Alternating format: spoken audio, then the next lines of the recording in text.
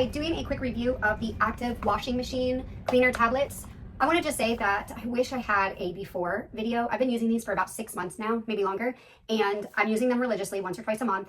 Before I started using these, or the very first time I used them, my rag, when I cleaned the rubber of the washing machine, was covered. It was like so disgusting. And now I just want to show you, I just finished cleaning the washing machine and this is it.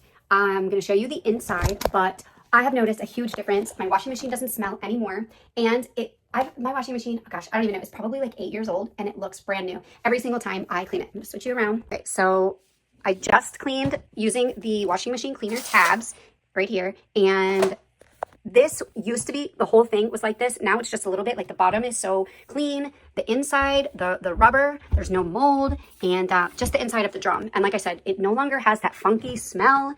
I am just so pleased with these.